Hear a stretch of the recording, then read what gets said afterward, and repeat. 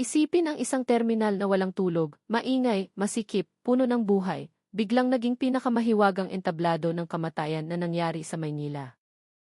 Sa loob ng 4 na araw, 215 na tambay ang natagpuang nakahandusa sa aspalto, sa madilim na pasilyo, sa likod ng mga nakaparadang bus, maging sa bubong ng jeepney stop.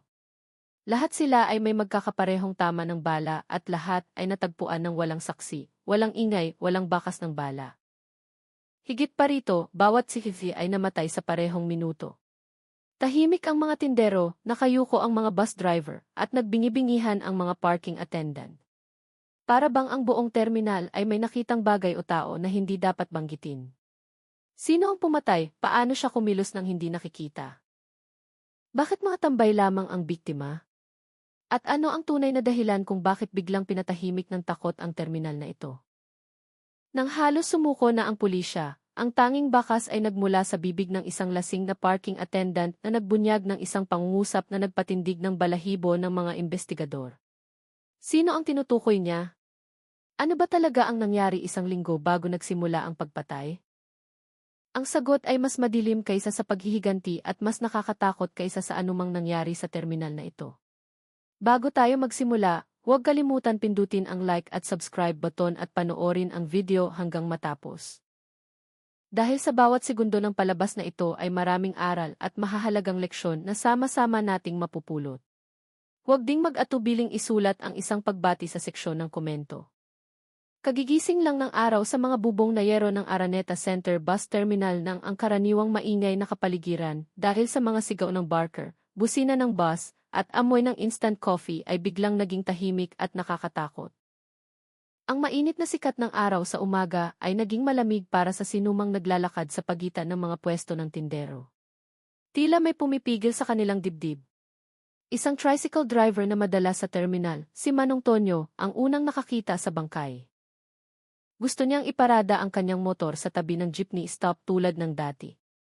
Ngunit, huminto ang kanyang mga hakbang nang makita ang isang taong nakahandusay at walang galaw. Hindi na himatay, hindi lasing. Maputla ang kanyang mukha, malaki ang mga mata, at matigas ang kanyang katawan na para bang kakatapos lang siyang kunin ng isang hindi nakikitang nilalang. Kilala niya ang biktima. Isang tambay sa terminal na madalas mangikil sa mga driver at nagbabanta sa mga tindero. Ang isang taong tulad nito ay karaniwan nang makitang namatay sa kamay ng kanyang mga lumang kaaway. Ngunit iba ito. Walang dugong kalat, walang gulo, walang away. Tanging isang maliit na sugat sa tiyan na halos hindi makita sa likod ng kanyang maruming kamiseta. Paano namatay ang isang tao nang napakabilis ng walang ingay? Bakit walang sinumang nakarinig ng anuman kagabi? Sino ang sapat na matapang upang patayin ang pinakakilalang tambay sa terminal na ito? Dumating ang pulisya 1 oras pagkatapos. Ngunit mula noon, nagbago ang kapaligiran ng terminal na para bang isang bayan na nawala ng boses. Ang mga tindero na karaniwang madaldal ay tahimik na ngayon. Ang mga driver na mahilig magbiro ay nakayuko na. Lahat ay nagmamadaling lumakad, iniiwasan ang tingin ng pulisya. May alam sila, ngunit ayaw nilang sabihin. At habang mas matagal na inoobserbahan ng pulisya ang lugar, mas maraming kakaibang bagay ang natuklasan nila. Walang shell casing, walang kahina-hinalang bakas ng paa, walang palatandaan ng paglaban. Para bang hindi alam ng biktima na mamamatay siya. Sumuko ba siya? Kilala ba niya ang gumawa? O dumating ba ang gumawa na parang anino na hindi niya man lang nakita? Sinuri ng pulisya ang kisis ng terminal. Mayroong hindi bababa sa 48 kamera na nakakalat sa bawat sulok. Ngunit nang buksan ng teknisyan ang recording system, madilim ang lahat ng screen, hindi sira, hindi short circuit, walang problema. Namatay sila. Namatay sila sa parehong oras nang matagpuan ang biktima.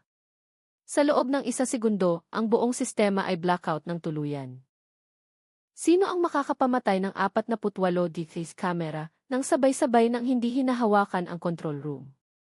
Ito ba ay isang ordinaryong kaso ng krimen o isang napakahusay na military operation? Bago pa man masara ng pulisya ang crime scene, dumating ang balita. Natagpuan ang isa pang bangkay, pagkatapos ay 2, pagkatapos ay 5. Lahat ay nasa parehong kondisyon. Lahat ay mga tambay ng terminal. Ang Araneta Center Bus Terminal na karaniwang buhay 24 oras ay nagsimulang pakiramdam na parang isang lupaing kamatayan na naghihintay ng susunod na biktima. At malaking tanong ang nakabitin sa hangin. Ito ba ay nagkataon lamang o isang paglilinis? Kinabukasan, bago pa man matapos ng pulisya ang pagkilala sa unang biktima, 32 pang bangkay ang natagpuan na nakakalat sa lugar ng terminal at sa maliliit na kalsada na nag-ugnay dito. Ang mga bangkay ay nakahandusay sa halos parehong posisyon na para bang bumagsak ng walang pagtutol, nang walang pagtatangkang tumakas, nang walang bakas ng pakikipaglaban. Paano nangyari na 32 matatanda? Mga tambay na kilalang matatapang ay hindi lumaban? Bakit walang sumigaw? Bakit walang isang mamamayan na nakarinig ng putok ng baril? Ang mga tindero na karaniwang maingay ay tahimik na ngayon. Nang tanungin, umiling lang sila, yumuko, o naglihis ng tingin. Tila natatakot sila hindi sa pulisya, kundi sa isang taong mas nakakatakot. Isang taong marahil ay nanonood mula sa malayo, isang taong marahil ay nasa paligid pa rin nila. Isang taong nakakaalam kung sino ang nagsasalita at kung sino ang tahimik. Nakatira ba ang gumawa sa gitna nila? Bahagi ba siya ng mga tambay o isang dayuhan na nakikisalamuha ng hindi namamalayan? Nagsimulang mapansin ng pulisya na hindi ito isang random na pagpatay. Lahat ng biktima ay mga lumang tambay na may criminal record, pananakot, pang-ikil, pananakit ng driver, maging ilang kaso ng pananakit ng grupo na hindi kailanman nalutas. Ano ang koneksyon ng mga biktima? Sino ang pumili sa kanila? Bakit sila lamang ang target? Nang suriin ng mga forensic investigator ang mga bangkay ng mga biktima, may natuklasan silang mas kakaiba. Ang mga tama ng bala sa tiyan ay lahat may halos magkaparehong hugis. Para bang binaril ang parehong tao sa parehong distansya sa parehong anggulo. Hindi ito gawa ng isang baguhan. Ito ay gawa ng isang sanay na kamay. Marahil ay napakahusay. Ngunit walang natagpo ang bala. Para bang nangyari ang pagbaril ng walang bala na nag-iiwan ng bakas. Gumamit ba ng espesyal na armas? Armas na hindi ginagamit ng ordinaryong pulisya, o ito ba ay armas na pangmilitar na hindi malayang mabibili? Nagsimulang bumaba ang pulisya sa sentro. Nagsagawa ng press conference ang Chief of Police. Ngunit walang sinumang mamamahayag ang nakakuha ng sagot. Lahat ay sarado. Lahat ay malabo. Sa likod ng stage, kinabahan ang mga investigador. Alam nilang pinag-uusapan ng publiko ang mga bagay na walang katuturan. Sabi nila ang gumawa ay hindi tao. May isang sikretong grupo na naglilinis ng terminal. Huwag magtanong, baka mawala ka rin. Mabilis kumalat ang tsismis. Ngunit isang bagay ang sigurado, lahat ng tao sa terminal ay natatakot sa isang bagay na hindi nila binabanggit. Hanggang sa hapon na iyon, natagpuan ng pulisya ang isa sa mga saksing hindi nila inaasahan. Isang matandang parking attendant na lasing na lasing. Tumatawa siya mag-isa. Ngunit nang umupo ang pulisya sa tabi niya, bumulong siya habang pinipigilan ang paghilik. Maling tao sila. Malaking pagkakamali. Sinaktan ng mga tambay ang isang taong hindi nila dapat sinaktan. Sino ang taong iyon? Bakit nagsasalita lamang ang saksing ito kapag lasing? Lumapit ang pulisya upang marinig ng mas malinaw at ang mga sumunod na salita ay nagpatigas ng kanilang dugo. Ang binugbog nila ay isang sundalo. Isang tunay na sundalo mula sa unit na sinasabing pinakanakakatakot sa Pilipinas. Lahat ng nasa silid ay tahimik. Tiningnan ng parking attendant ang pulisya na kalahati ang mata at pagkatapos ay sinabi. Alam mo, ang Scout Rangers, di ba? Tila huminto ang buong mundo sandali. Kung totoo, kung gayon ang motibo ng mass murder na ito ay hindi kriminal. Ito ay paghihiganti. Isang malaking tanong ang bumangon. Kung ang isang miyembro ng Scout Rangers ay binugbog at nagkoma, kumilos ba ang kanyang unit ng mag-isa upang magsagawa ng paglilinis? Mayroon bang isang lihim na operasyon na hindi nakarehistro sa mga dokumento ng Estado? Ito ba ay paghihiganti? O isang misyon ng karangalan? At ang 215 na tambay ba ay simula lamang ng mas malaking bagyo? Ang Araneta Center Bus Terminal ay hindi na lamang isang lugar ng krimen. Ito ay naging isang tahimik na larangan ng digmaan kung saan ang mga tricycle driver, tindero ng inumin, at bus driver ay naging tahimik na saksi ng isang bagay na hindi nila kayang banggitin.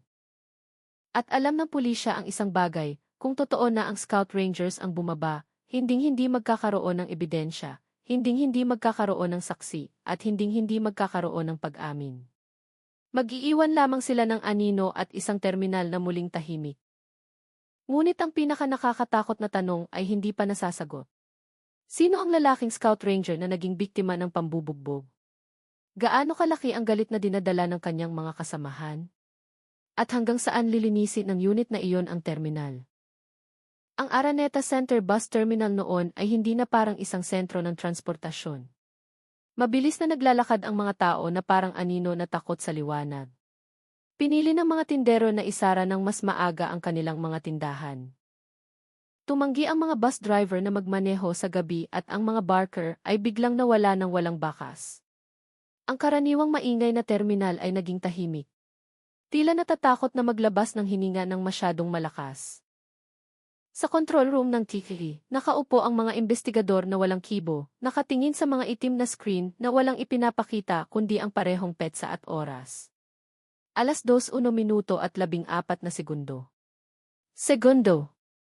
Iyon ang oras na nagpatay sa buong sistema. Hindi dahil sa short circuit, hindi dahil sa physical sabotage, kundi sa paraang hindi maintindihan ng sinumang teknisyan. Paano namatay ang 48 DVS camera sa isang lugar na kasing laki ng terminal sa parehong segundo? Sino ang nakakaalam kung nasaan ang backup server at bakit nawala ang lahat ng backup data na para bang hindi kailanman nangyari? Sumumpa ang teknisyan na para patayin ang lahat ng kamera, kailangan ng isang tao na pumasok sa server room gamit ang isang espesyal na susi na 2 tao lamang ang nagmamay-ari, ang pinuno ng seguridad ng terminal at ang pangunahing teknisyan. Ngunit nang suriin, walang tanda ng pambubulabog, walang karagdagang fingerprint, walang sira sa pinto. May high-level access ba ang gumawa o nakapasok siya ng walang bakas na parabang isang military operation? Nang subukan ng mga investigador na buhayin muli ang sistema, isang kakaibang bagay ang nangyari.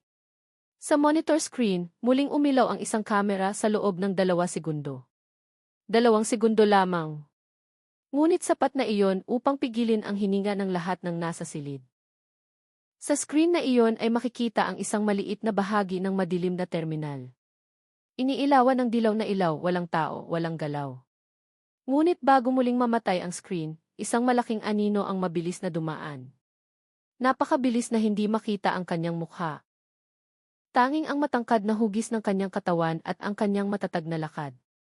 Ang galaw na iyon ay hindi tulad ng ordinaryong tambay, hindi tulad ng taong takot, hindi tulad ng kriminal na nagpapanik. Ito ay galaw ng isang taong sanay. Isang taong nakakaalam kung ano ang ginagawa niya. Isang taong kumikilos na parang multo na sinanay upang pumatay ng tahimik.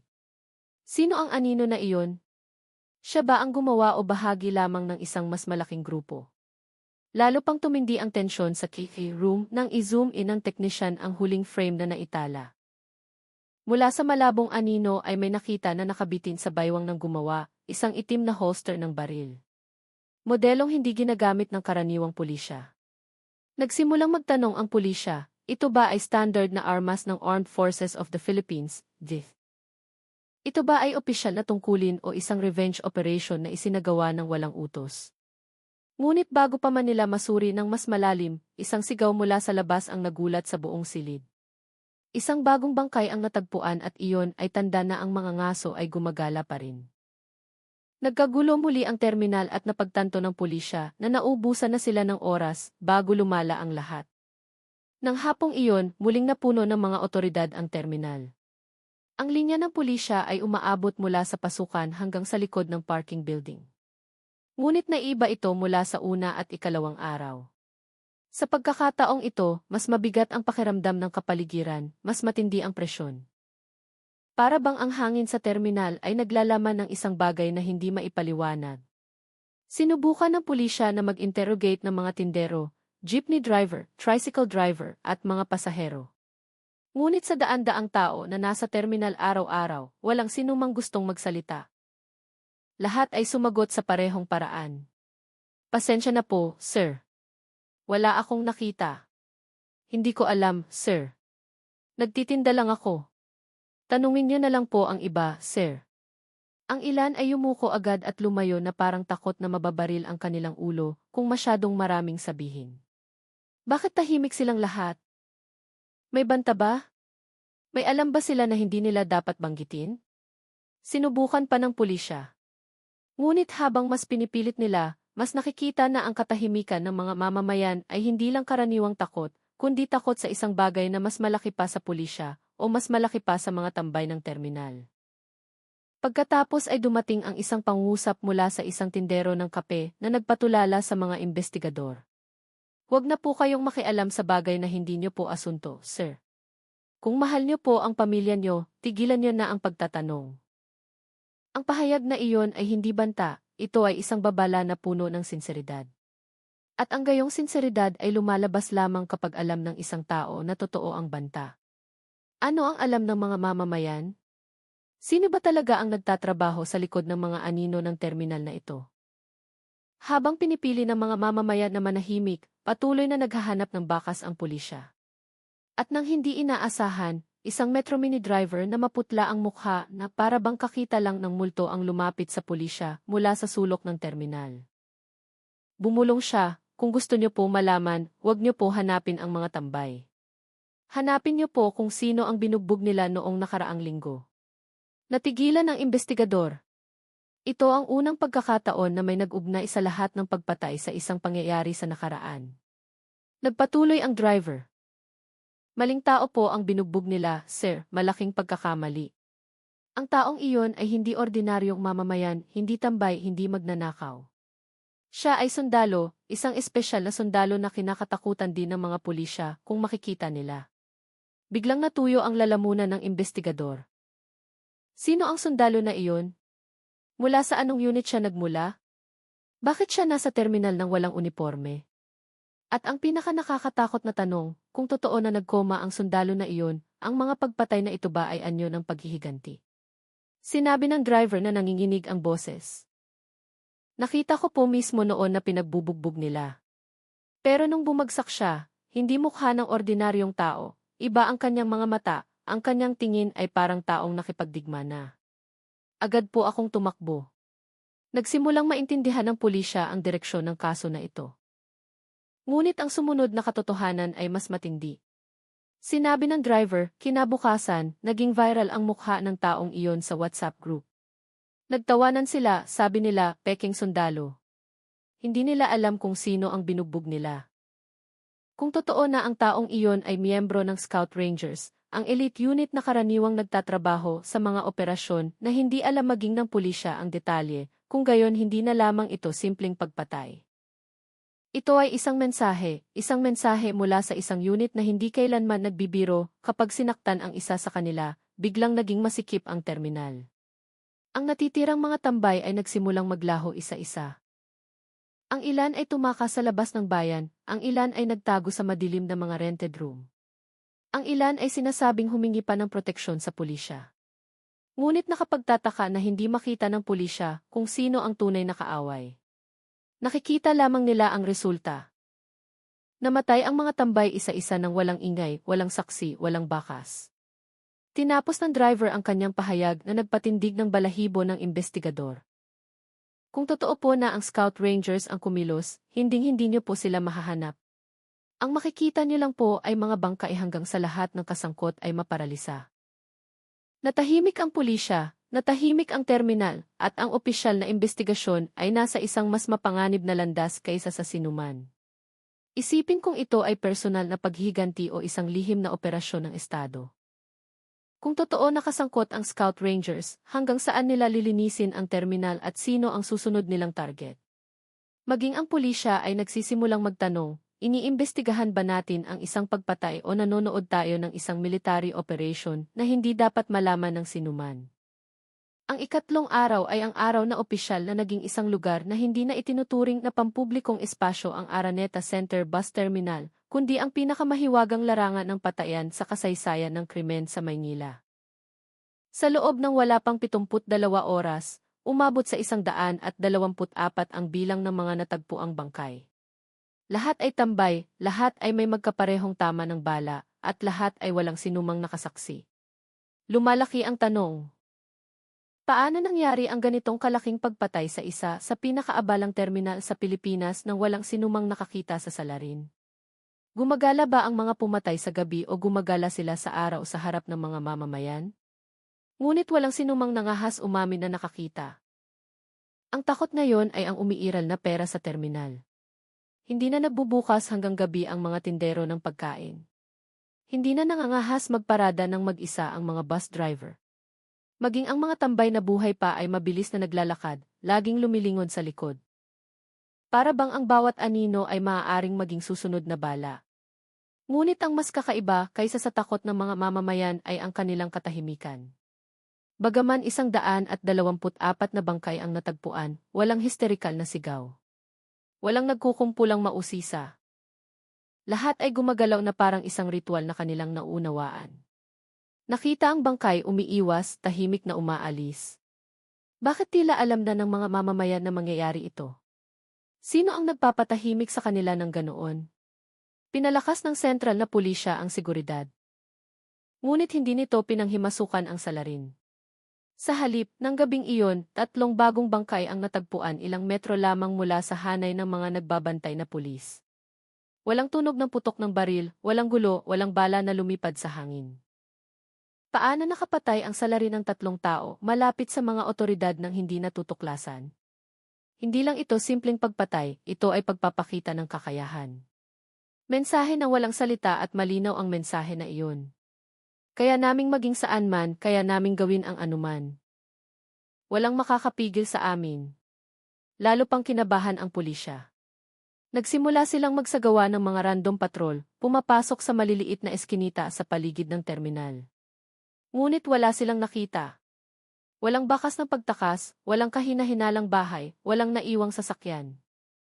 Samantalang 124 na tambay na ang namatay. Isa lang ba ang pumatay o ito ba ay operasyon na isinagawa ng maraming tao ng sabay-sabay? Sa gitna ng kaguluhan, isang matandang tagapulot ng basura ang lumapit sa linya ng pulisya. Payat ang kanyang katawan, puno ng peklat ng buhay ang kanyang mukha. Bumulong siya sa isa sa mga investigador, huli na kayo. Dumating na sila mula pa noong unang gabi. Sino sila? Tanong ng investigador.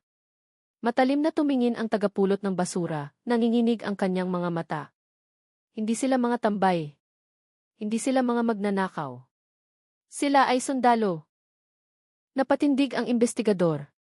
Ito ang pangalawang saksi na nagbanggit ng sundalo sa nakalipas na 2 araw. Ito ba ay nagkataon lamang o alam ba talaga ng mga mamamayan kung sino ang salarin? Ngunit walang sinumang nangahas na sabihin ng malakas. Nagpatuloy ang tagapulot ng basura na nanginginig ang boses. Nakita ko ang isang matangkad na lalaki na dumaan sa bubong ng terminal. Mabilis at magaan ang kanyang mga hakbang, hindi tulad ng karaniwang tao. Anong ibig sabihin nito? Naghahalusinate lang ba ang saksi? O totoo ba na ang salarin ay may pisikal na kakayahan na higit sa karaniwan? Ngunit bago pa man makapagtanong ang investigador ng mas malalim, tumakas ang tagapulot ng basura at nawala na parang anino. At nang gabing iyon, muling nilamon ng terminal ang 3 bagong bangkay. Tila naglalaro ang pumatay sa pulisya, tila hinahamon sila na hanapin ang katotohanan na hindi nila kayang hawakan. Sa ika-4 na araw, may natuklasan ang forensic team na nagpatindig ng balahibo ng lahat ng investigador. Sa 124 na bangkay na sinuri, lahat ay may parehong entry point ng bala. Bahagyang nasa ibaba ng kaliwang buto-buto. Ang sugat ay perpekto, malinis, tumpak. Para bang binaril ng isang taong lubos na nakakaunawa sa human anatomy. Sino ang makakapagbaril ng ganoon kadetalyado? Sa galaw at sa dilim, sinubukan ng pulisya na gayahin ang posisyon ng katawan ng biktima gamit ang isang dummy. Nakakagulat ang mga resulta. Upang makabuo ng gayong putok, kailangan ng bumaril na tumayo ng napakalapit, bumaril ang hindi gumagalaw, mabilis na kumilos upang hindi magkaroon ng oras ang biktima na lumaban, at kayang maglaho bago magkaroon ng saksi. Hindi ito tambay technique, hindi ito amateur criminal technique, ito ay military technique. Lalo pang gumalaw ang tanong sa liig ng investigador. Ito ba ay trabaho ng sniper team? Bahagi ba ito ng isang special unit? Ito ba ay paghihiganti na isinagawa ng isang armed force? Ngunit ang sumunod na natuklasan ay mas nakakatakot. Natagpuan ng laboratory team ang gunpowder residue na hindi tumutugma sa standard ng pulisya. Hindi rin tugma sa mga iligal na armas sa black market na karaniwang ginagamit ng mga tambay. Kung gayon, anong armas ito? Isang senior police officer ang bumulong ng mahina. Ito ay uri ng bala na ginagamit lamang sa mga special training, hindi para sa publiko. May access ba ang gumawa sa isang military arsenal? Siya ba ay dating miyembro ng special unit o active pa rin? Sa ibang lokasyon, natagpuan ng mga field investigator ang mga bakas ng paa na napakababaw na halos hindi makita. Ang mga bakas ay sa tactical boots, isang modelo na madalas ginagamit ng mga special operation unit. Ngunit ang nagpatakot sa kanila ay hindi ang bakas ng sapatos mismo, kundi kung paano ito biglang nawala. Isang hakbang ay naroon, ang susunod na hakbang ay nawala ng walang bakas. Tumalon ba ang gumawa, gumalaw sa taas, o gumamit ng trace elimination technique tulad ng secret operation? Ang susunod na bakas ay natagpuan sa dingding ng terminal. Hindi bakas ng paa, kundi maliit na gasgas na parang kalmot. Ang taas ay halos 2 metro mula sa lupa. Sino ang makakagalaw ng ganoon kataas ng walang tulong? Ang investigation team ay nagsimulang bumuo ng teorya. Ang gumawa ay hindi isang tao, marahil 2, marahil 3, marahil isang buong unit. Mabilis silang kumikilos. Hindi sila nag-iiwan ng ingay at ayaw nilang matagpuan. Ngunit ang pinakamalaking kakaibaan ay natuklasan nang ang isang investigador ay naglakas loob na suriin ang crime scene bandang 2:00 ng umaga. May narinig siyang isang bagay na hindi niya kailanman narinig. Tunog ng magagaan na hakbang na parang may tumatakbo, ngunit hindi sa lupa. Ang mga hakbang ay nagmumula sa itaas ng bubong ng terminal. Agad niyang itinutok ang flashlight sa itaas at nakita ang anino ng isang tao na tumatakbo sa napakabilis na bilis. Matatag ang kanyang mga hakbang, matatag ang kanyang katawan, masyadong synchronous ang kanyang mga galaw para sa ordinaryong tao.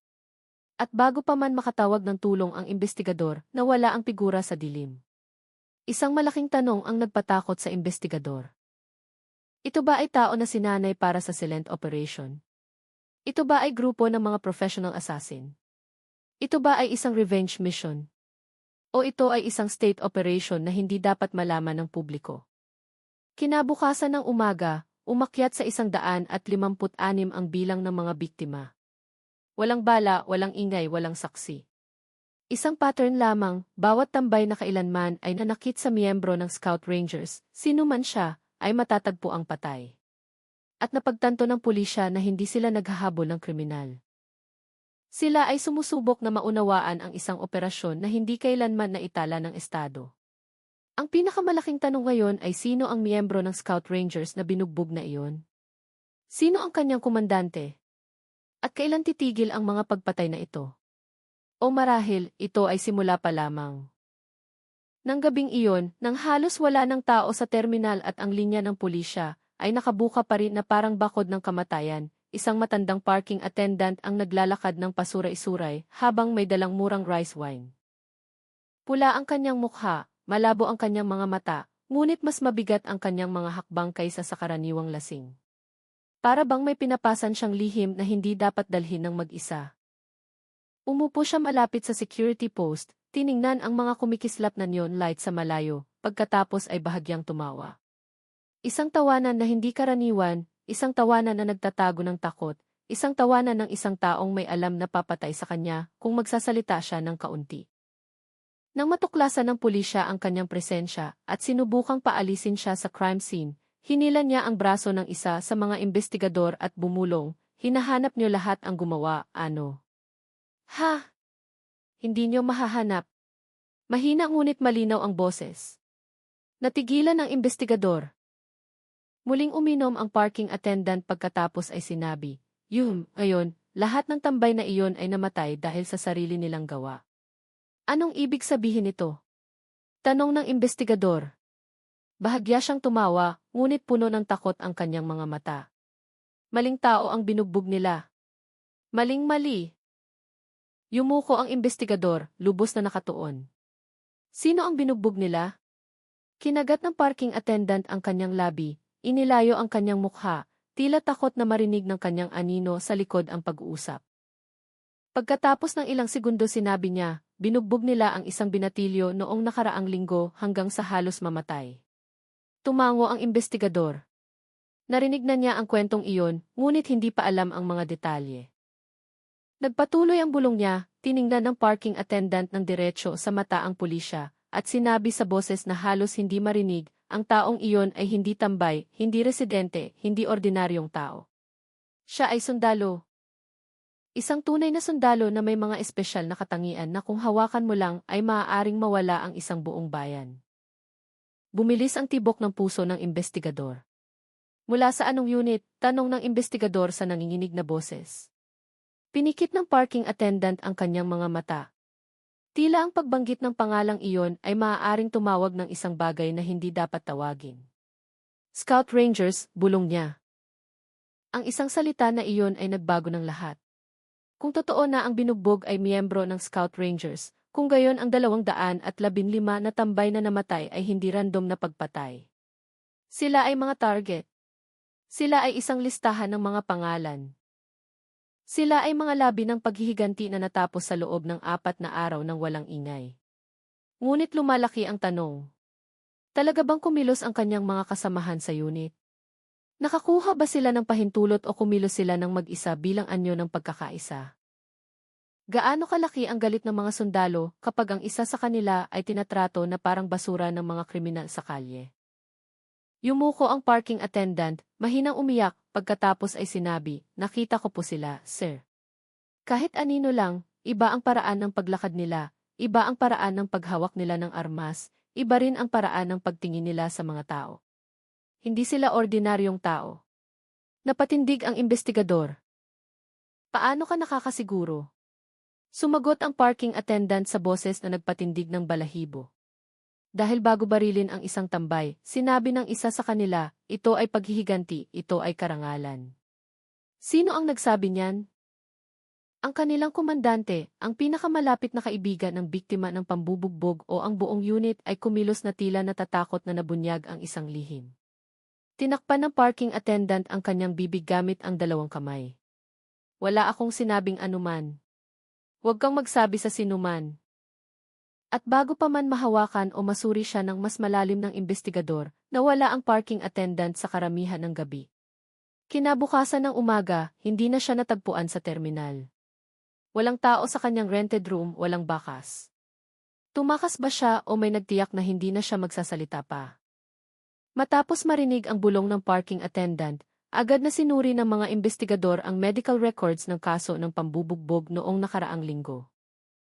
Natagpuan nila ang ulat mula sa East Avenue Medical Center tungkol sa isang lalaki na pumasok sa emergency room sa malubhang kondisyon, may bali sa tadyang, internal bleeding, malalang pasa, at mga sugat mula sa paulit-ulit na pagsipa.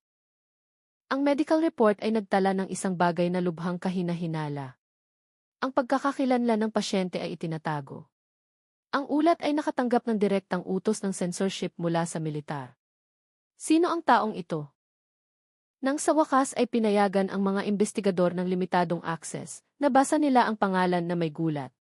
Sergeant 2 Class Romeo Romy Perez, miyembro ng Scout Rangers.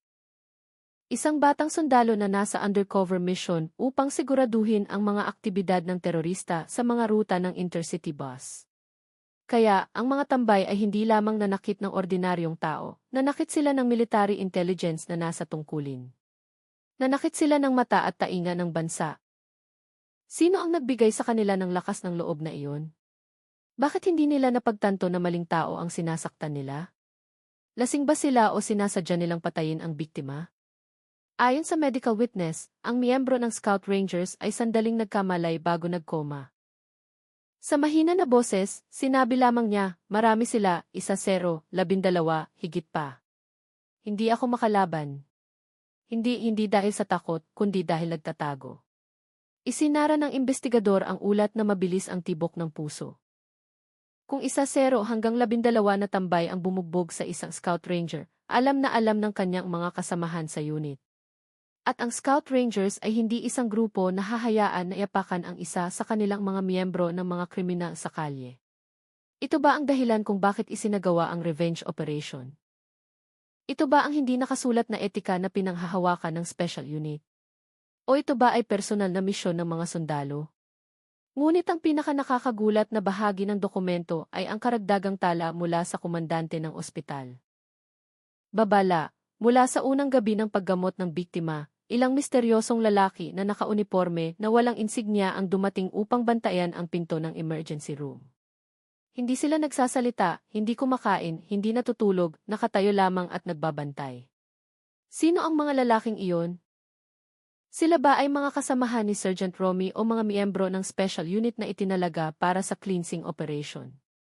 Napatindig ang balahibo ng investigador nang basahin ang huling tala -12:01 ng hating gabi ng ikalawang araw.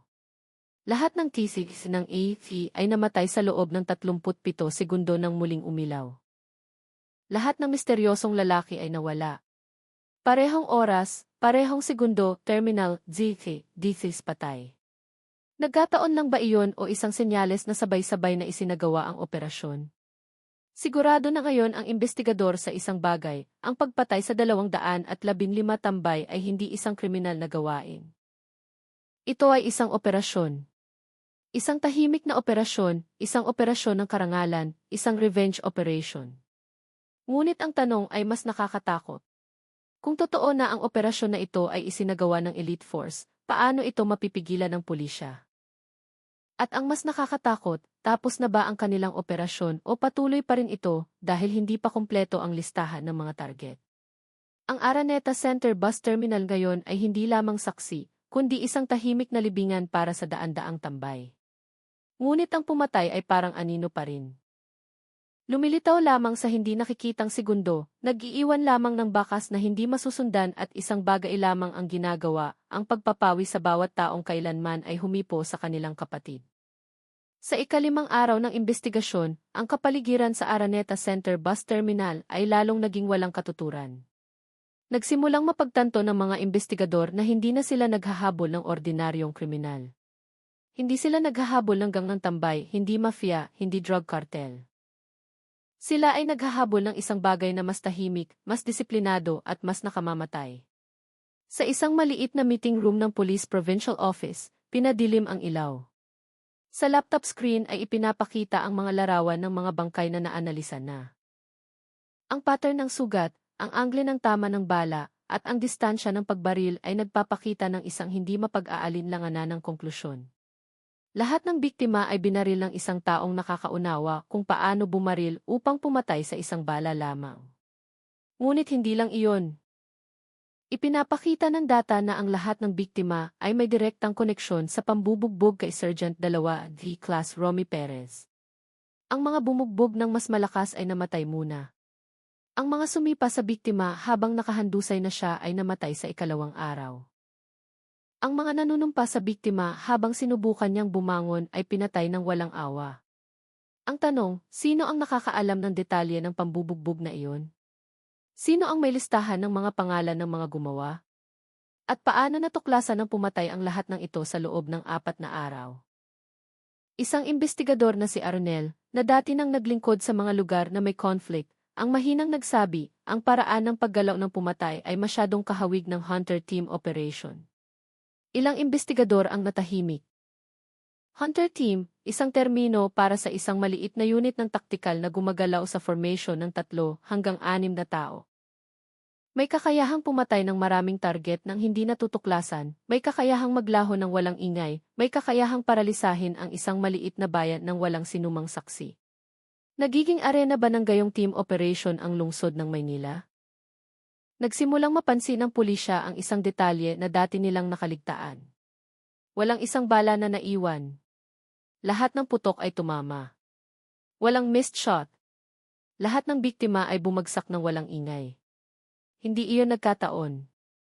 Hindi iyon swerte, iyon ay kasanayan.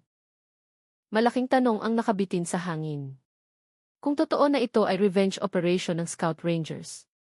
Bakit sila kumilos ng ganoon kabilis? Ito ba ay misyon na ginawa sa utos ng mga nakatataas o isang tahimik na misyon ng mga kasamahan ng biktima? Ngunit bago pa masagot ang tanong na iyon, dumating ang pinakabagong balita. 4 na tambay na nakaligtas sa pambubugbog ang tumakas sa labas ng bayan at natagpo ang patay sa iba't ibang bayan. Lahat ay namatay sa mga liblib na lugar. Parehong tama ng bala, parehong execution pattern. Kaya, ang radius ng operasyon ay hindi lang terminal. Sinusundan ba ng hunter team ang mga biktima kahit saan sila tumakas? Kasama ba sa operasyong ito ang buong Maynila, ang buong Luzon, ang bansa? Isang bagay ang sigurado, hindi ito ordinaryong paghihiganti. Ito ay isang ritual ng karangalan ng sundalo. At kapag nagsimula, hindi ito titigil hanggang sa matapos ang listahan ng mga pangalan. Ang terminal ay parang isang ghost town. Maging ang mga pulis na nagbabantay ay nakaramdam ng kakaibang hangin. Tila hindi gumagalaw ang hangin, tila pinipigil ng terminal mismo ang hininga nito. Nang gabing iyon, 2:00, 3 pulis na nagpapatrolya ang nakarinig ng isang bagay na nagpatakot sa kanila, tunog ng mga hakbang. Ngunit hindi ordinaryong hakbang. Ang mga hakbang na iyon ay matatag, mabilis, at halos walang ingay. Tulad ng mga hakbang ng isang taong nagsanay ng libu-libong beses upang hindi marinig. Nang itutok nila ang flashlight, walang sinuman. Tanging hangin, tanging anino ng sasakyan, tanging mga damo na dahan-dahang gumagalaw. Ngunit nang lumingon sila, 3 tambay ang natagpo ang patay sa lugar na kakalampas lang nila. Paano nakapatay ang isang tao sa ganoon kalapit na distansya nang hindi natutuklasan? Tumalon ba ang pumatay mula sa bubong o gumalaw siya sa madilim na lugar na hindi kailanman nasinaga ng ilaw? Isang batang pulis na nanginginig ang boses ang bumulong, hindi ito tao, sir. Ngunit sinagot ng senior investigator na maputla ang mukha, hindi, ito ay tao at iyon ang nagpapagmas mapanganib. Kinabukasan ng umaga, umabot sa huling bilang na 215 tambay ang mga biktima. Nagsagawa ng emergency meeting ang pulisya. Ang chief of police ay tila hindi makapaniwala na parabang isang taong nakulong sa isang bangungot. Lahat ng ebidensya ay tumuturo sa parehong bagay. Ang mga pagpatay ay isinagawa ng isang maliit na unit. Unit na sinanay upang pumatay ng walang bakas. Unit na may kakayahang pumatay ng 100 tao nang walang isang tunog. Ngunit, ang pinakanakakagulat na ebidensya ay natagpuan sa lokasyon ng ika-200 biktima. Sa maalikabok na lupa, may nag-ukit ng isang maliit na simbolo gamit ang kutsilyo, isang titik, titik C, A, ang inisyal ng biktima ng pambubugbog o inisyal ng revenge. Hindi alam ng investigador. Ang alam lamang nila ay ito. Sino man ang nagsagawa ng operasyon na ito, hindi sila ordinaryong dark assassin. Sila ay mga sundalo na itinuturing ang 215 na bangkay na iyon bilang anyo ng hustisya. Ngunit totoo ba na ang operasyon na ito ay isinagawa sa pahintulot ng pamunuan ng Scout Rangers o ito ba ay isang ligaw na pagkilos ng mga kasamahan ng biktima? Kinontak ng pulisya ang militar upang humingi ng paglilinaw. Ang sagot ay isa lamang, walang miyembro namin ang kasangkot. Walang operasyong isinagawa. Iginagalang ng Scout Rangers ang batas ng bansa. Ngunit sa likod ng boses ng telepono, may naramdaman ang investigador. Isang bagay na parang pagtatago, isang bagay na parang pagpapaubaya, isang bagay na parang hindi direktang pag-amin na ang nangyari ay isang bagay na hindi na dapat pag-usapan pa. Lumalaki ang tanong kung hindi ang Scout Rangers, sino pa ang may kakayahang gawin ito? Paano sila nakakilos ng buong 4 na araw nang walang isang kamera na nakakakuha sa kanila? Paano sila nakakalaho pagkatapos ng operasyon na parabang hindi kailanman nangyari? At ang pinakanakakatakot, kumpleto na ba ang listahan ng mga target o mayroon pang ibang tambay na hindi pa natutuklasan? Ang Araneta Center Bus Terminal ngayon ay muling maingay na tulad ng dati na parabang walang nangyari. Ngunit para sa mga nakakaalam ng katotohanan, hindi na kailanman magiging ordinaryong lugar ang terminal na iyon. Dahil sa anino nito, sa mga bubong nito, sa madilim na mga pasilyo nito ay may naiwan pa ring bakas ng hunter team na tumapos ng kanilang gawain ng walang ingay. Hindi sila nag-iwan ng tanda. Hindi nag-iwan ng pangalan, nag-iwan lamang ng nakakatakot na mensahe. Huwag hawakan ang aming kapatid. Ang imbestigasyon ay hindi na lamang nakatuon sa terminal. Sinimulan na ng pulisya na sundan ang mga bakas na patungo sa ospital kung saan ginagamot si Sergeant 2 D-Class Romy Perez matapos ang brutal na pambubugbog. Ang sergeant na ngayon ay nagkokoma ay mahigpit na binabantayan ng mga security guard ng ospital. Ngunit may nakita ang mga investigador na mas kahina-hinala. Sa gabi, eksaktong alas negatibo 11:00, tatlong misteryosong lalaki ang dumating. Matatag ang kanilang mukha, matikas ang katawan, napakaikli ng kanilang buhok. Ang suot nilang damit ay hindi uniforme ng pulisya, hindi uniforme ng hindi uniforme ng anumang seguridad na naiulat. Nagsusuot sila ng simpleng itim na damit, cargo pants, at tactical boots na walang pangalan, walang identification, walang unit emblem. Ngunit ang paraan ng kanilang pagtayo ng tahimik, tuwid, hindi gumagalaw sa loob ng ilang oras ay nagpatindig ng balahibo ng investigador. Sino sila? Sila ba ay bahagi ng isang lihim na unit o sila ba ay mga kasamahan ni Sergeant Romy? Nang sinubukan ng investigador na lumapit sa mga lalaki, tiningnan lamang nila, hindi nagsasalita, hindi tumango, hindi tumanggi. Ang kanilang tingin ay parang tumatago sa ulo, bumubulgar ng isip at nagbababala ng walang ingay. Huwag makialam. Dahan-dahang umatras ang investigador. Dahil ang tingin na iyon ay hindi tingin ng kriminal sa kalye, iyon ay tingin ng sundalo. Sa hating gabi, iniulat ng nurse na nakaduty na sa loob ng 4 na nakaraang gabi, tuwing alas negatibo 1:01, kumikislap ang kuryente ng ospital sa loob ng 2 segundo. At sa loob ng 2 segundo na iyon, ang TV's camera sa pasilyo ng AHI ay namatay ng tuluyan. Bakit magkapareho ang oras ng pangyayari sa oras ng pagpatay ng TV sa terminal? Ito ba ay isang senyales o koordinasyon ng operasyon? Mas kakaiba pa, sa tuwing muling umiilaw ang TV, ang tatlong misteryosong lalaki ay nawala na. Walang bakas ng paa, walang tunog ng pinto, walang record ng bukas na pinto. Para bang nawala lang sila. Gumagalaw ba sila sa emergency stairs? Gumagamit ba sila ng ruta na hindi alam ng publiko? O sinanay talaga silang gumalaw ng walang ingay na parang multo, sa emergency room, natagpuan ng investigador ang isang bagay na halos hindi nila pinaniwalaan. Mayroong bakas ng tuyong lupa sa ilalim ng kama ni Sergeant Romy. Lupa mula saan? Hindi kailanman inilipat ang sergeant sa labas ng silid.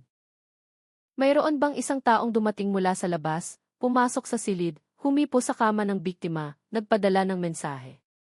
At ang pinaka-nakakatakot na tanong, kung totoo na may iba pang unit na nagpoprotekta kay Sergeant Romy, nagsasagawa ba rin sila ng operasyon sa terminal? Kung nangangahulugan iyon na hindi lang sila mga bantay. Sila ay mga tagapagpatupad at ang terminal ay ang kanilang operating field. May hawak na ngayon ang pulisya ng bagong testimonya mula sa isang taong matagal ng takot magsalita. Siya ay isang bus driver ng gabi na ruta ng Naga City na naninigarilyo sa jeepney stop nang mangyari ang unang pagpatay. May nakita siyang hindi niya naintindihan. Isang bagay na inakala niyang ilusyon lamang ng mata. Nakita niya ang isang dambuhalang lalaki, hindi sa kahulugang mitolohikal. Kundi isang napakalaking lalaki, halos 2 metro ang taas, na ang mga hakbang ay napakagaan kaya halos hindi dumadampi ang kanyang paa sa lupa. Dumaan ang lalaki sa jeepney stop na parang malaking anino na humahati sa hangin ng gabi. Hindi lumingon, hindi nagsalita, hindi pinabagal ang hakbang. Ngunit ang pinaka-nakakatakot na bagay ay ang paraan ng kanyang paglaho. Nang subukan ng driver na sundan ang direksyon ng pagpunta ng lalaki, hindi lumiko ang lalaki sa anumang maliit na eskinita. Dire-diretso siyang lumakad hanggang sa wakas ay pumasok sa dilim at nawala na parang naglaho sa gabi. Sino ang lalaki na iyon? Siya ba ang komandante ng Hunter Team? Siya ba ang pinakamasakit dahil sa pambubugbog kay Sergeant Romy o siya ba ang may dugong koneksyon sa biktima? Ilang pulis ang nagsimulang isaalang-alang ang teorya. Paano kung ang lalaki na ito ay hindi isang active soldier, kundi isang dating miyembro ng elite unit na ngayon ay sibilyan na? Ngunit pinapanatili niya ang lahat ng kanyang kasanayan. Kung totoo na siya ay dating miyembro ng special unit, dapat niyang maintindihan ang bawat teknik ng pagpatay ng walang ingay. Teknik ng pagpapatay ng kikihi, teknik ng paglaho, teknik ng tumpak na pagbaril mula sa malapit na distansya nang walang iniiwan ng bala. Ngunit, may isang katotohanan na mas nagpalito sa investigador. Isang saksi mula sa coffee shop ang nagsabi na bago nangyari ang mass murder, nakita niya ang malaking lalaki na nakaupo sa bangko ng terminal habang nagbabasa ng maliit na libro. Kalmado ang kanyang mukha, hindi mukhang galit, hindi nananakot ng sinuman. Maging ang tindero ng sigarilyo ay bumati sa kanya at sumagot siya ng magalang kung totoo na ang lalaki na iyon ang pumatay. Paano nagbago ang isang taong ganoon kakalmado upang maging hunting machine sa loob ng 4 na araw? At bakit tambay lamang ang kanyang target? Bakit walang sibilyan ang naging biktima? Bakit walang isang pinsala sa ari-arian? Bakit walang stray bullet? Lahat iyon ay mga katangian ng military operation na isinagawa ng mga taong may code of honor. Hindi namin sinasaktan ang walang kasalanan. Ngunit isang bagay ang mas nagpatindig ng balahibo ng investigador. Sa isa sa mga lokasyon ng pagpatay, natagpuan ng mga otoridad ang bakas ng paa na mas malalim kaysa sa ordinaryong bakas ng paa ng tao. Para bang ang may-ari nito ay may pambihirang lakas ng paa na tipikal sa military jump at sprint training. Nag-training ba ang lalaki na iyon sa loob ng maraming taon? Siya ba ay miyembro ng special unit na tinatawag na pinakamahusay na hunter team? O siya ba ay isang taong may dugong koneksyon kay Sergeant Romy? Kapatid o ama nito? Mas maraming tanong, mas kaunting sagot. At kahit sinuri ng pulisya ang bawat sulok ng terminal, bawat rented room, bawat city, sa 5 kilometro radius, walang isang visual na ebidensya na nagpapakita ng mukha ng lalaki. Siya ay parang anino. Siya ay parang alamat na dumating sa terminal. Tinapos ang gawain at umalis ng hindi lumilingon. Ngunit isa pang testimonya ang lumitaw mula sa janitor ng terminal. Mahina siyang nagsabi, nakita ko siya huli sa ika-4 na gabi. Nakatayo siya sa ibabaw ng footbridge, nakatingin sa terminal na para bang tinitiyak na tapos na ang kanyang gawain. Nakita ka ba niya? Tanong ng pulis. Natahimik ang janitor pagkatapos ay sinabi, ngumiti siya. Isang malamig na ngiti, isang ngiti ng katiyakan, isang ngiti ng isang taong nakatapos ng isang banal na gawain o isang madugong gawain. At nang hanapin ng pulisya ang lalaki batay sa deskripsyon ng saksi, walang isang data ng voter's driver's license, o military record na tumugma na para bang hindi kailanman umiral ang lalaki o hindi talaga siya dapat kilalanin ng sinuman. Ang Araneta Center Bus Terminal noong gabing iyon ay parang isang ghost town. Sinasadya ang pagpapahina ng mga ilaw, umatras ang mga tindero. Lahat ng ruta ay nilagyan ng mga lihim na tagabantay. Naglagay ang pulisya ng pagmamanman sa 27 puntos, mga sniper sa 2 matataas na gusali, isang silent drone ang nagmamanman mula sa langit. At ang pinakamatapang na bagay na ginawa nila, iniharap nila ang isang buhay na faith healer bilang pain. Umupo ang faith healer sa isang lumang bakal na bangko. Nagpapanggap na nagtitipo ng lakas. Habang nanginginig ang kanyang katawan sa takot. Sinubukan ng pulisya na pakalmahin siya, ngunit alam niya na ang lalaking hinahanap nila ay hindi ordinaryong tao. Nang tumunog ang alas negatibo 12:01, ang parehong oras ng laging namamatay ang kikis ng terminal, huminto ang hangin. Walang tunog ng sasakyan, walang tahol ng aso, maging ang hangin ay parang nagyelo. Pagkatapos ay kumikislap ang ilaw ng terminal ng 1 beses, 2 beses, 3 beses, at ganap na nagdilim. Bakit patay ang kuryente? Bulong ng isa sa mga pulis. Nagpapanik. Ngunit diretso lamang ang tingin ng komandante. Dumating siya. Sa gitna ng matinding dilim, may narinig na mga yapak. Napakahina ng mga yapak ngunit bumabalot sa puso ng sinumang nakarinig. Sino ang naglakas loob na maglakad sa gitna ng operasyon ng daan-daang pulis? Nakakuha ng isang mataas na figura ang infrared drone, napakataas, na gumagalaw na parang anino na binubuo ng laman at galit. Hindi siya tumatakbo, hindi nagmamadali, naglalakad lamang ng kalmado, na para bang alam niya na ang buong gabi na ito ay nilikha para sa kanya lamang. Nang muling umilaw ang mga ilaw, huminto ang lalaki eksaktong 15 metro sa harap ng faith healer na pain at lahat ay nagulat. Kalmado ang kanyang mukha, malamig ang kanyang tingin, ang kanyang katawan ay parang bato na pinatalim sa loob ng maraming taon, matigas ang kanyang mga braso na parang bakal. Ang kanyang silweta ay parang alamat na bumalik upang mangolekta ng utang. Ito ba ay tao o isang hunting machine na nilikha ng paghihiganti? Sumigaw ang police commander, itaas ang mga kamay. Hindi gumalaw ang lalaki. Ito ay utos, sigaw ng isa pang pulis. Ngunit, mahina ang kanilang boses, maliksi, lahat ay kinabahan. Nakakandado ang sniper sa target. Naghanda ang pulisya na bumaril at sa isang iglap, ngumiti ang lalaki. Isang malamig na ngiti na nagpatindig ng balahibo ng lahat. Pagkatapos, sa isang galaw na imposible para sa ordinaryong tao. Naglaho siya mula sa posisyon. Nagpapanik ang lahat. Nasaan siya? Nawala ang signal ng drone. Puno ng ingay ang radyo. Sumigaw ang mga pulis sa ibaba hindi dahil sa inatake, kundi dahil hindi nila siya makita. Saan nagpunta ang lalaki? Tumalon ba siya sa bubong, pumasok sa ilalim ng bus, o nakatayo sa likod ng isa sa mga pulis?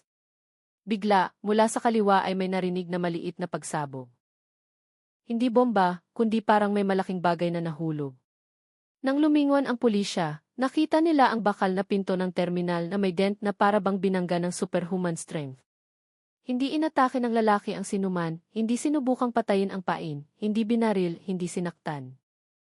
Umalis lamang siya, naglaho na parang usok, iniwan ang terminal ng walang kahit isang patak ng ebidensya. Para bang gusto niyang magpadala ng mensahe. Hindi niyo ako mahuli dahil hindi ako nagtatago. Hindi lang niyo alam kung paano ako makikita. At nang gabing iyon, natapos ang buong malaking operasyon ng walang resulta. Sino ba talaga ang lalaki na iyon? Paano siya nakakagalaw ng mas mabilis kaysa sa military drone? At ano ang tunay na layunin ng kanyang cleansing action? Ang sagot ay inihayag lamang sa susunod na kabanata. Kinabukasan, biglang ipinatawag ang punong investigador sa isang silid sa ilalim ng lupa sa Camp Crame. Malamig, madilim at walang bintana ang silid. Pinaupo siya sa harap ng isang mataas na opisyal na hindi pamilyar ang mukha, dating pinuno ng intelligence agency. Ang lalaking ang buong karera ay puno ng mga lihim na operasyon. Nang walang pag-aalinlangan, inilagay ng opisyal ang isang makapal na brown folder sa ibabaw ng mesa. Nakasulat sa folder ang key confidential, only for ISAF level Sham. Lumunok ang investigador. Mahinang nagsalita ang opisyal.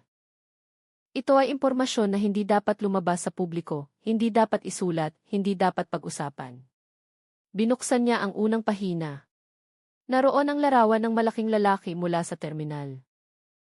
Sa ilalim ng larawan ay may description, pangalan, censored, unit, classified, status, EVA, killed in action, 2017. Napatindig ang investigador. Paano nangyari na ang isang taong nakatala na namatay 7 taon na ang nakakaraan ay gumagala ngayon sa terminal? Sumagot ang opisyal ng intelligence bago pa lumabas ang tanong. Hindi siya namatay. Sinasadya siyang burahin. Sa susunod na pahina ay nakasulat, ang subjekto ay miyembro ng pinakalihim na unit, mas lihim kaysa sa Scout Rangers, Special Operations Command, SOCOM, o anumang anti-terror unit. Gumagalaw lamang sila kapag hindi kayang kumilos ng estado ng opisyal. Sinanay sila upang maglaho. Pumatay ng walang ingay at tapusin ang misyon ng walang saksi.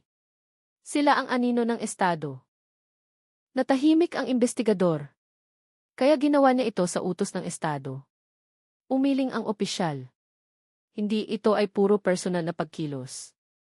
Mula sa folder ay lumabas na ang subjekto, ay may dating pamilya, isang asawa, at isang 12 taong gulang na anak na lalaki. Isang gabi, pinahirapan ang pamilya ng isang grupo ng mga tambay, ang parehong grupo ng mga tambay na sumisira sa terminal sa loob ng maraming taon. Ang paraan ng pagpapahirap ay magkapareho sa pambubugbog kay Sergeant Romy Perez. Ngunit mas brutal hanggang sa halos mawala ng katinuan ang subjekto, nawala siya sa radar sa loob ng maraming taon at muling lumitaw pagkatapos lamang magkoma si Sergeant Romy. Isa sa mga estudyante ng kanyang unit na pinahirapan ng mga tambay. Ito ba ay nagkataon lamang o isang gatilyo ng matagal ng nakabaon na galit? Isinara ng opisyal ang folder at sinabi, ang subjekto ay hindi kaaway ng estado, ngunit hindi na rin siya bahagi ng estado. Kung gayon, bakit hindi niyo siya hinuhuli? Tanong ng investigador. Matalim na tumingin ang opisyal. Dahil para hulihin ang isang taong tulad niya, kailangan mo ng isang batalyon ng mga tropa at kahit iyon ay hindi makakasigurado. Natahimik ang investigador. Sabihin sa publiko na iniimbestigahan pa rin namin, sabi ng opisyal. Huwag kang magsabi ng anuman tungkol sa subjekto. Hindi dapat malaman ng publiko na may isang lalaki na tulad niya na gumagala. Dahan-dahang tumayo ang imbestigador, ngunit bago siya lumabas ng silid, sinabi ng opisyal sa mabigat na boses. At isa pa, kung gusto niyang bumalik sa terminal, walang sinuman sa atin ang makakapigil sa kanya. At ganoon ang misteryo ng pagpatay sa 215 na tambay sa Araneta Center Bus Terminal ay hindi kailanman nalutas. Hindi dahil sa hindi kaya ng pulisya, kundi dahil ang gumawa ay isang taong hindi dapat hawakan ng batas. At ang huling tanong na nakabitin ay, kontento na ba ang subjekto, o nagsimula pa lamang ang kanyang misyon? Sa dilim ng gabi sa Araneta Center Bus Terminal, nakikita lamang ng mga tao ang mga katawan na bumagsak, mga buhay na nawala at takot na bumalot sa buong lungsod. Ngunit, sa likod ng lahat ng iyon, mayroong isang bagay na mas nakakatakot kaysa sa tunog ng putok ng baril o ang paglaho ng daan-daang tambay. Ang pinaka-nakakatakot ay hindi ang tunog ng baril, hindi rin ang mga yapak ng isang madilim na mga ngaso na hindi kailanman nakita ng malinaw. Ang pinaka-nakakatakot ay kung paano lumikha ang paghihiganti ng isang halimaw mula sa isang taong dating tagapagtanggol ng bansa. Laging iniisip ng tao na ang panganib ay nagmumula sa labas, mula sa kaaway na umaatake, mula sa mga kriminal na gumagala, mula sa mga estranghero na may masamang intensyon. Ngunit ipinapakita ng kwentong ito na ang pinakamalaking panganib ay lumalabas mula sa loob ng tao. Kapag ang sugat sa loob ay nagiging galit at ang galit ay nagiging bala na pinaputok ng walang tigil, hindi kailanman pumipili ng biktima ang paghihiganti. Sinusunog nito ang anumang mahawakan, maging ang taong nagdadala nito. Sa likod ng pagpatay na iyon, marami ang sumubok na humanap ng katwiran. May nagsabi na ang mga tambay na iyon ay madalas na nagdudulot ng gulo, na matagal na silang pinapayagang kontrolin ang terminal, na pinahihirapan ang maliliit na mamamaya ng kanilang mga gawa. May bumulong din, karapat-dapat sila. Ngunit ang tanong na hindi kailanman dapat sagutin ng may emosyon ay, rarapat bang bayaran ang buhay ng buhay? Dito lumilitaw ang kadiliman ng moralidad. Kapag nagsimulang bigyang katwiran ng mga tao ang karahasan dahil ang biktima ay itinuturing na masama, kung gayon ang hangganan sa pagitan ng hustisya at pagpatay ay nawawala. Ano ang pagkakaiba ng isang mamamatay tao sa isang taong gumaganti ng pagpatay sa parehong paraan? Kapag tinanggap ng tao ang karahasan bilang sagot, kung gayon tinanggihan na ng tao ang pagkakaroon ng batas, tinanggihan ang sibilisasyon, maging ang pagkatao mismo. Ang pinaka-nakakatakot na moral na mensahe mula sa kwentong ito ay ang lakas ay hindi para sa paghihiganti, kundi para sa pagpipigil sa sarili. Ang tunay na lakas ay hindi nasa mga kalamnan na makakabali ng buto o kamay na makakapindot ng gatilyo ng walang pag-aalinlangan. Ang tunay na lakas ay nasa kakayahan ng isang tao na pumili ng landas ng batas kapag ang kanyang puso ay nagliliyab sa paghihiganti. Marami sa atin ang maaaring magalit, ngunit hindi lahat ay makakapigil sa galit na iyon. At sa puntong iyon nagkakaiba ang tao. Sino ang nananatiling tao at sino ang nagiging anino? Itinuturo ng kwentong ito na ang isang tao ay maaaring sinanay, maaaring maging pinakamahusay na sundalo, maaaring maging bahagi ng pinakalihim na unit ng estado. Ngunit kung ang kanyang puso ay nasakop na ng paghihiganti, kung gayon ang lahat ng pagsasanay na iyon ay hindi lumilikha ng bayani, kundi lumilikha ng isang figura na kinakatakutan maging ng estado na banggitin ang pangalan. Hindi dahil sa siya ay mahusay, kundi dahil nawalan na siya ng direksyon. Siya ay naging simbolo ng kung ano ang nangyayari kapag ang kakayahan ay hindi na kinokontrol ng moralidad, kapag ang kasanayan ay inalis sa responsibilidad, at kapag ang batas ay pinalitan ng pagnanais na maghiganti. Ang trahedya na iyon ay hindi lamang kwento tungkol sa 215 na tambay na namatay. Ang trahedya na iyon ay isang malaking salamin na inilagay sa harap ng mukha ng lipunan. Isang salamin na nagpapakita kung gaano kahina ang batas kapag nawala ng tiwala ang tao sa proseso at piniling gumawa ng sarili niyang hustisya. Maraming nagsasabi na mabagal ang batas. Totoo iyon. Ngunit ang batas na mabagal ay mas moral kaysa sa hustisya na pinaputok mula sa dulo ng baril. Maraming hindi nakakakita kung ano ang nangyari pagkatapos ng trahedya ng pagpatay. Hindi naging mas ligtas ang terminal. Sa halip, naging mas tahimik, mas nakakatakot ang terminal. Hindi natakot ang mga tao sa mga tambay. Natatakot sila sa isang hindi nakikitang nilalang na maaaring lumitaw anumang oras. Kapag nabubuhay ang lipunan sa takot sa isang taong dapat magprotekta sa kanila, kung gayon hindi iyon tagumpay, iyon ay pagkasira ng moralidad. Mula dito, natutunan natin na ang paghihiganti ay hindi kailanman nalulutas ang problema. Lumilikha lamang ito ng alon ng bagong problema. Pinapatay ng paghihiganti ang hinaharap. Binubulag ng paghihiganti ang prinsipyo. Ginagawa ng paghihiganti ang tao na hindi naiiba sa taong kinaiinisan niya. Dinudungisan ng paghihiganti ang karangalan ng isang tao. Kahit na ang taong iyon ay dating isang marangal na sundalo at sa likod ng lahat ng teror na iyon ay may pamilya na nawalan.